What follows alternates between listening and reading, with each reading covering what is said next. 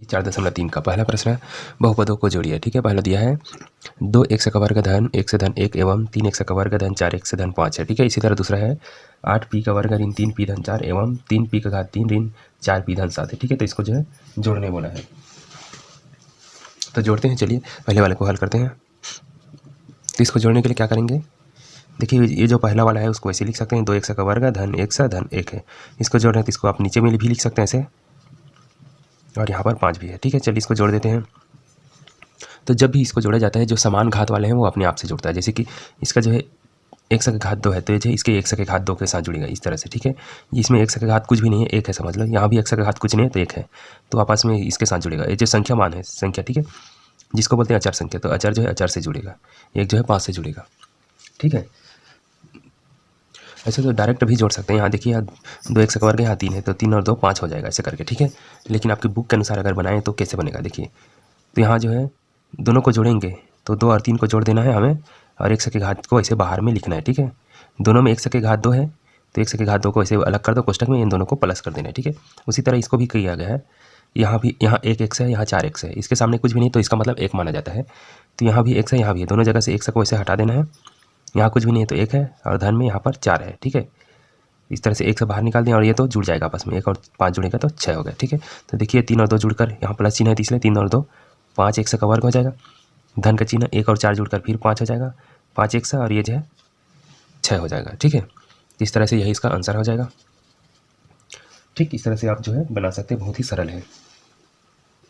अब देखिए इसका जो है दूसरा वाला को हल करते हैं। दूसरा भी इसी तरह से हल होगा, लेकिन इसका पहले देखिए, ये जो पहला वाला है 8 p के घात 2 ऋण 3 p धन 4 है। ठीक है, तो इसको इसके नीचे में लिखेंगे। तो नीचे में लिखने के लिए क्या करेंगे, देखिए जो समान घात वाले से ही जुड़ा जाता है। तो यहाँ जो है 3 p का घात 3 है, यहाँ जो p का घात 3 वाला कोई भी नहीं है, तो अगर इसको लिखेंगे तो अलग से लिख सकते हैं 3 p का घात 3, इसके लिए कोई भी जोड़ने वाला नहीं है। ठीक है, और ऋण 4p है, तो ये जो है ऋण 4p इसके साथ काम आ जाएगा, और धन 7। ठीक है, तो इसके लिए कोई भी जोड़ने वाला नहीं है, इसको याद रखना। ठीक है, चलिए जोड़ते हैं। तो देखिए इसके लिए कोई भी जोड़ने वाला नहीं है, तो इसको जस के तस लिख देंगे 3 p के घात 3, क्योंकि ऊपर में p के घात 3 वाला कोई भी नहीं है।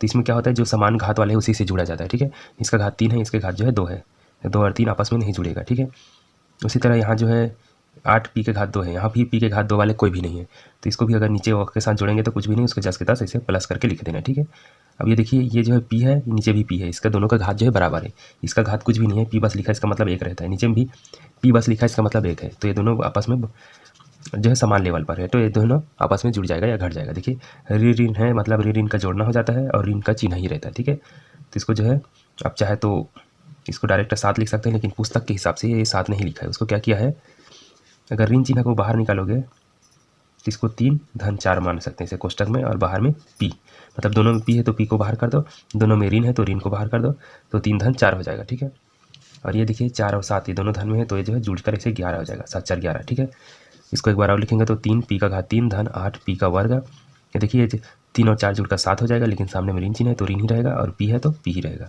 धन 11। यही इसका आंसर है। ठीक है, तो इसी तरह के और दूसरे प्रश्न को भी बनाकर देख लेते हैं। इसको मैं मिटा दूंगा, आप लिखना चाहे तो लिख सकते हैं। ठीक है, वीडियो को रिवर्स कर सकते हैं या फिर पॉज कर सकते हैं, स्क्रीनशॉट ले सकते हैं, जैसी आपकी मर्जी। तो ये जो है तीसरा प्रश्न है इसी का। देखिए यहाँ पर दिया है ऋण 5 x घात 3 धन 9 x घात 2 ऋण 5 x धन 7 एवं ऋण 2 x घात 2 धन 7 x घात 3 ऋण 3 x धन 8 ऋण 8 है। ठीक है, तो चलिए इसको हल करते हैं। जोड़ने बोला है तो पहला वाला जो है सही क्रम में जमा है। देखिए यहाँ पर x घात 3 है, फिर x घात 2 है, यहाँ कुछ नहीं तो 1 है, फिर 7 है। ठीक है, तो पहला वाला सही जमा है, ये वाला सही ढंग से नहीं जमा है। देखिए यहाँ पर x घात 2 है, लेकिन यहाँ x घात 3 कर दिया है, तो गलत हो गया। 3 वाले को पहले लिखना चाहिए था। ठीक है, तो इसको जो है जमा कर लिख लेते हैं। सबसे पहले इसको लिख लेते हैं 5 x घात 3 धन 9 x का वर्ग है ऋण 5 x धन 7 है। ठीक है, तो इसको जो है इसी तरह जमा कर लिखेंगे तो क्या हो जाएगा, ये वाला पहले आ जाएगा। ठीक है, तो 7 x घात 3, उसके बाद ऋण 2 x घात 2, और फिर ये ऋण 3 x और ये ऋण 8। ठीक है, अब सही ढंग से जमा हुआ है। अब इसको आप जोड़ सकते हैं आसानी से। ठीक है, इस तरह से जमाया जाता है, समान घात वाले को एक साथ लिखा जाता है। तो देखिए यहाँ पर ऋण 5 है, यहाँ धन 7 है, दोनों में x घात 3 है, तो कोष्टक बनाइए, x घात 3 को बाहर कीजिए। यहाँ पर ऋण 5 है, यहाँ पर धन 7 है। ठीक है, इस तरह से इसको लिख लेना है। अब देखिए इसी तरह जो है दूसरा वाला है, यहाँ दोनों में भी x के घात 2 है। ठीक है, दोनों में x के घात 2 है। ठीक है, तो कोष्टक बनाइए ऐसे, और x के घात 2 को बाहर कर दीजिए। ठीक है, तो पहले वाले में 9 है, धन में है, दूसरे वाला में ऋण है, तो धन और ऋण लिखिए। ठीक है, जोड़ रहे हैं तो इसलिए प्लस प्लस चिन्ह डाल सकते हैं ऐसे। ठीक है।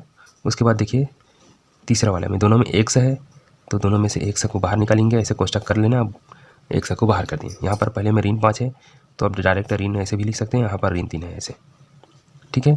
तो बाहर में प्लस लिख देना क्योंकि जोड़ना हो रहा है इसलिए। और यहाँ पर देखिए यहाँ जो है धन 7 है, ऋण 8 है, तो धन और ऋण का घटाना हो जाता है, तो जो है 8 में 7 घटाएंगे तो 1 आएगा, ठीक है। कौन बड़ा है, तो 8 बड़ा है, तो बड़ा का चिन्ह लगता है, तो ये जो है ऋण हो जाएगा, ठीक है।